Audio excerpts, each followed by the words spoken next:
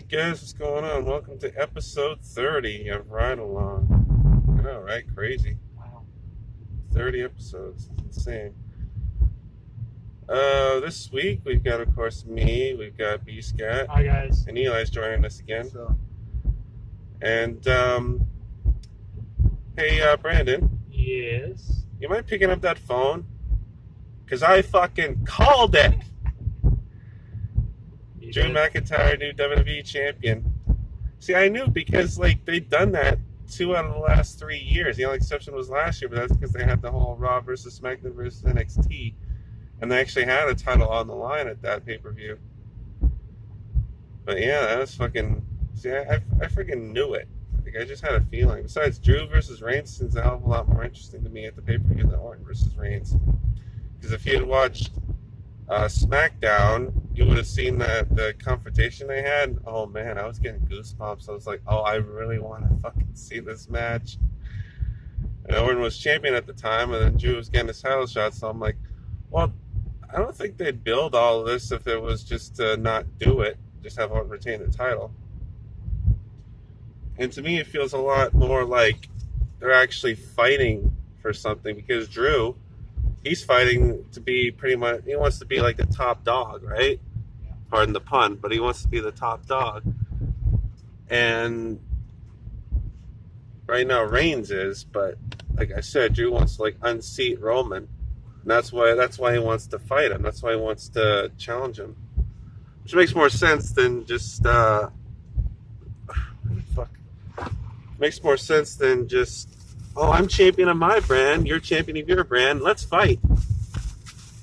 Which is basically what every other match almost feels like. Every other champion versus champion match. And finally, too, this is actually heel versus face, not heel versus heel or face versus face. Yeah. Sorry for all the wrestling guys. I was looking for my drink. Gatorade. Fucking love it. So anyway, this week we're heading along Dundas Street. It might be a little shorter than usual, because I'm only thinking of going to like Dufferin or Beth or something like that. So I guess really quick, anybody else watch anything on Raw that they want to talk about? Brandon, I know you probably didn't. I saw something with Alexa Bliss and The Fiend. Oh yeah, their Fiend had a match with Miz too, which is pretty interesting. Prevented Miz from cashing in for the title match. So that was, I mean, I kind of figured he wouldn't cash in. Maybe he'll cash in Sunday. Who knows? That makes more sense too, because Miz actually has, I mentioned this last week, Miz actually has somebody he can cash in on for some actual heat. Because he cashed on Orton, pretty much being like, oh, well, big deal. And he cashes on Drew. Well, now there's something interesting.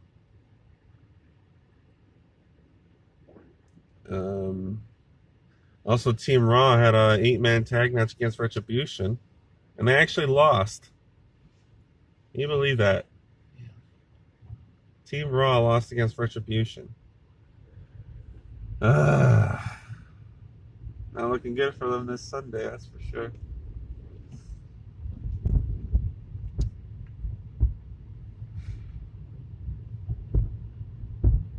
I digress. Anything else happened that I want to talk about? Either of you? not really. I can't think of anything. No? Alright then. I guess we'll just really quickly just talk about like a few Survivor. We're not going to go through the whole card because that might take too long, but I might just quickly talk about some of the Survivor Series matches. Of course, we got McIntyre versus Reigns, WWE Champion versus Universal Champion. Who do you guys got? Eli? Drew McIntyre. McIntyre? Actually, you know what? Roman Reigns. Who's in the match? Orton's in it right now. You can't see it right now, but I'm giving Brandon the stink eye. Yeah. Seriously, man, we just thought Drew won the title back. Mine Reigns. I don't know. Yeah, I have to agree. I don't think they're gonna let Drew McIntyre unseat the big dog, Vince's golden boy. I don't see it happening either. But do you think Miz might cash in? after? No. I think they're gonna wait. Actually, you know what? Yeah. I don't think they will either. It looks like they might be bringing back his feud with the Fiend, but then Orton's supposed to be feuding with the Fiend, and you got Nikki Cross is feuding with Alexa Bliss. It's a really convoluted mess right now. But no, I don't see Miz cashing in either. I guess the only other match I really want to see that I want to talk about is the men's Survivor Series match, and we still don't know who the fifth member is for Team SmackDown. You guys want to give any thoughts as to who that could be? The Rock. I'm just joking. Maybe the Undertaker. Just. Yeah, that's what. It's funny you bring that up. I was thinking about that too. It makes sense because he was the mystery partner when he first debuted in WWE. Yeah, so that's what they'll do for his 30th anniversary. Have him be the mystery partner. I'm calling it. That would actually make a lot of sense. But knowing WWE, it's probably just going to be like, I don't know, Dolph Ziggler. No, it's seriously. I do think it might be Undertaker. And then maybe he'll just squash everyone, and that'll be a send off. You know. Yeah, it's better than what they probably got planned for him anyway. Which is, well, they're just gonna probably have come out to the ring, and they're gonna have like canned thank you taker chants for like 20 minutes, and then everybody's gonna come out on stage, and then we're gonna see him back again once they start coming back to Saudi Arabia.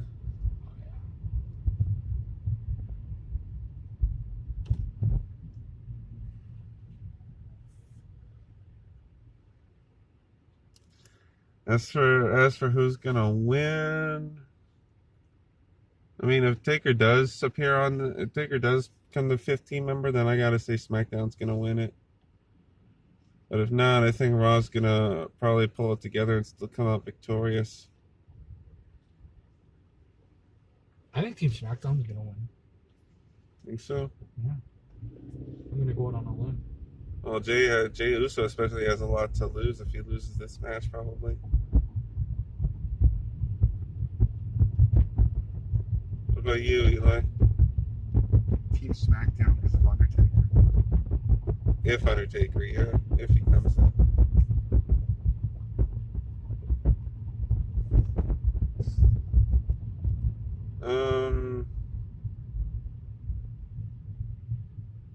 Any match I really want to talk about? Not really. They all seem kind of like boring to me, honestly. And not just because there's no title matches, which I've mentioned before, but also the fact that it's all heel versus heel or face versus face. And it's just there's no heat to them. They've been trying to build heat, which is fine, but I don't really feel like watching any of those shows, any of those matches, I should say.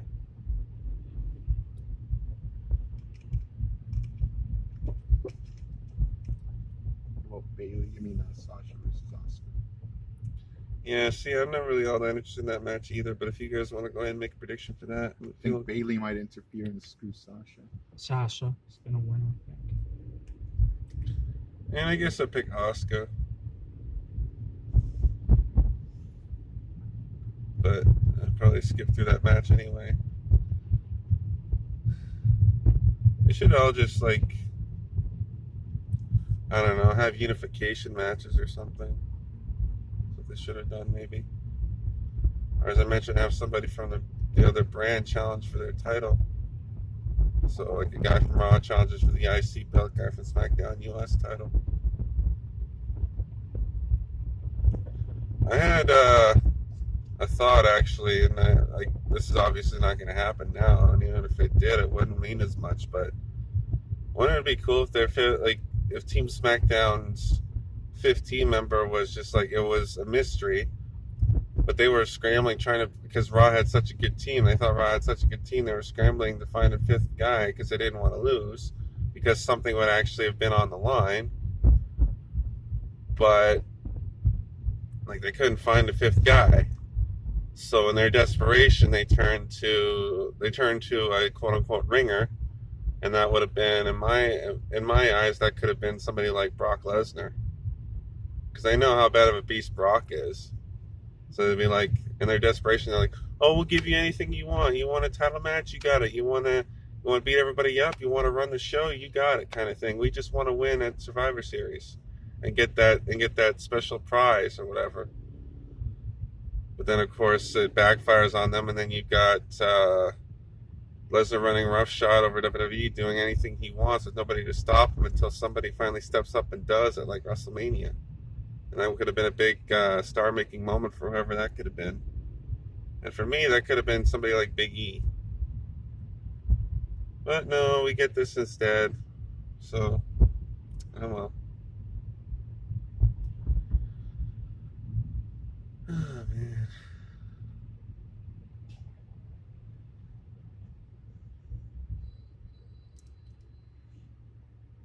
So, were you guys out in that windstorm there on Sunday? I saw it, and I was out in it, and it was pouring rain at Walmart at Warden and Eglinton. Yeah, it was crazy. Yeah.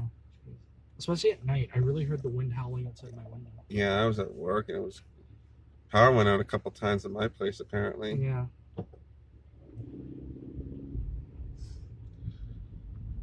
Oh, man. So here we are at the downtown core, guys, and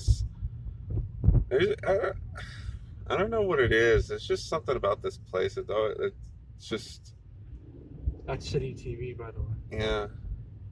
It's just something about this place. I don't know what it is, but it's so cool to come down here sometimes. Yeah. Yeah, I like it.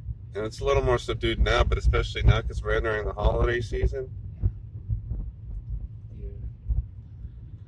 And I'm feeling a little nostalgic too, because here's where I filmed the Eaton Center on the left, and when we just passed Dundas Square a few minutes ago, is where I filmed episodes 1 and 9 respectively of my series Toronto and 10.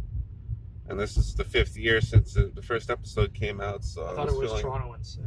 Scarborough and 6. I was just feeling a little nostalgic.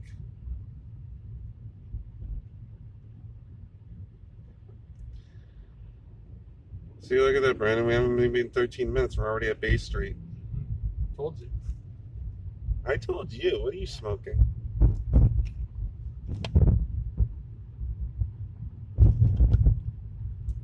This guy.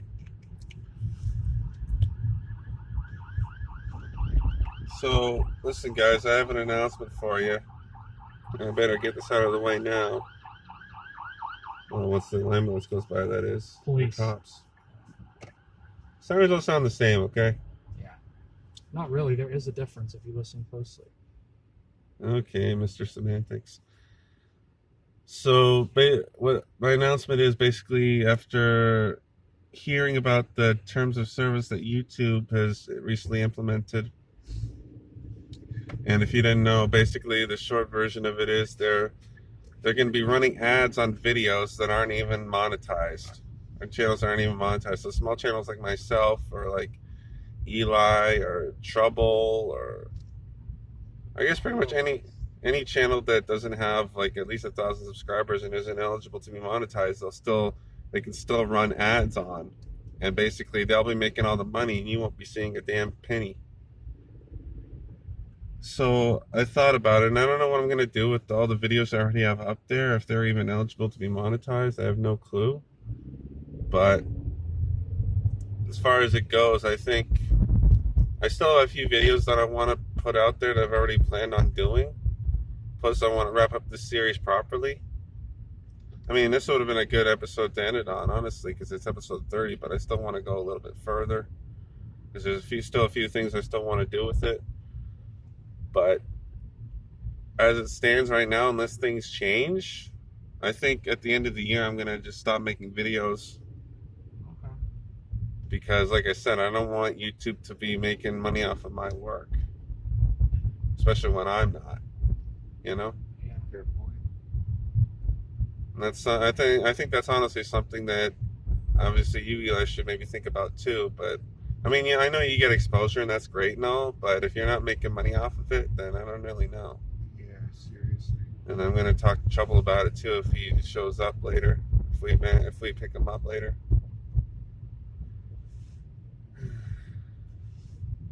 Like, it's not something I want to do, but it's just like, what's the point? Why would I? Where did you read this information from? I heard it from this YouTuber called The Quartering. Don't always believe what you hear on YouTube. Well, he had the thing up. Yeah, doesn't matter. You can't always believe what you read, man. Well, everybody's talking about it, not just him. No one I've talked to, but okay. But we'll see what happens. You know what? They make things sound like it's really bad, but then actually it's not what it seems. Right? Like, you can't believe anything in this world anymore. That's why I'm waiting until the end of the year to make sure this is legit first. Yeah. If it is, well, then I'm sorry, but I don't really want to be making videos just for somebody else to get all the money for them. Like, it's one thing if I'm making them and I'm not getting money off of it, but it's another thing if I'm making them and somebody else is getting money off of it. And I know I've been at this for 6 years now, and I haven't made a damn dime anyway. So I don't think that's going to change anytime soon. Yeah. Anyway, on a lighter note, somewhat, we're passing through Chinatown right now. The video's going to end very soon, but man, oh man, I have a ton of memories down here. I used to love coming home, like on Spadina. I used to love when I used to work at 4K Spadina, which is up the street. Not here, but it's at like front. I used to come home at like 6 in the morning, and it was so cool just drive, especially spring and summertime, just going through and just looking at all this stuff. It was so quiet and everything. It was really nice, really cool. I have other memories too, but if I went on like this video would be on for like an hour, so not gonna. I'm sure Shadow, if you were here in trouble, I'm sure they have that stories too. Well, you guys got any stories about Chinatown? Yeah, me, Trouble, and Bob were down here once. Went to the bar. Oh yeah, nice. I think that was on the waterfront, wasn't it? No, this was a different time. Oh, okay. What bar was it? Do you remember? It was upstairs. I don't remember exactly what it was called. Oh, okay. This is up the street from where I used to live. Oh, nice. Where'd you used to live? King and Bathurst. Wow, man. Oh, we're on Bathurst now. Good times. Yeah, I think one was at Dufferin.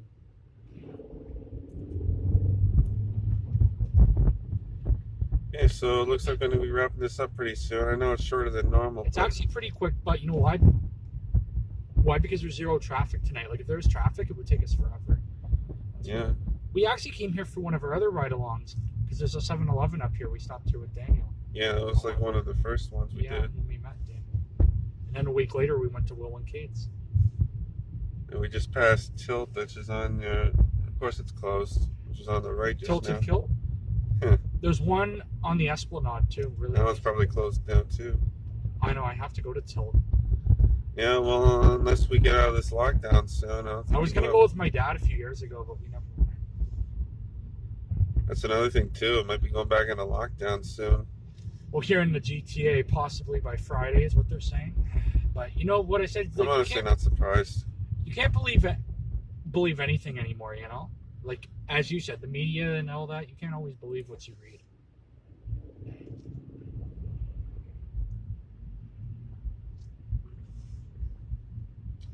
I remember Amusement Insiders was talking about they might be opening Wonderland for the Winterfest, and I was thinking to myself, there's no way, because if they wouldn't open Wonderland when it was warm, when there weren't that many cases, then what makes you think they would open now? Well, they actually filmed the Toronto Santa Claus parade there apparently last night. Yeah, that actually seems like it'd be pretty interesting. I wonder what the route's gonna look like. Oh, I don't even know if it's a route. Well, it's funny because they built something last year, because I know like Amusement Insiders was going on about it, that they were building like a holiday parade area. So they already have the areas built for that. I don't know if you remember them saying that for years. I think so, yeah. So now hold on about that. So this whole COVID was planned, right? What if Wonderland knew that the parade was going to be held there? That's why they have all the infrastructure in place. What if the government told them that? What if that's how they're profiting? Think about that, people.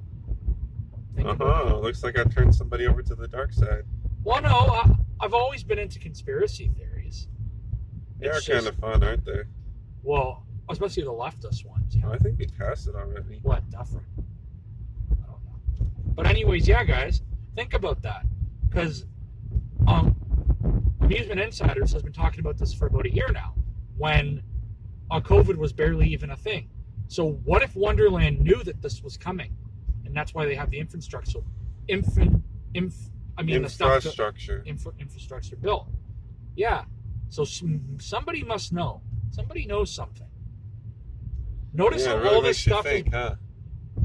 Notice how all these vaccines are already made. Somebody told me at work, they didn't just make these vaccines like that. They've had them ready for years. They've just had to test them.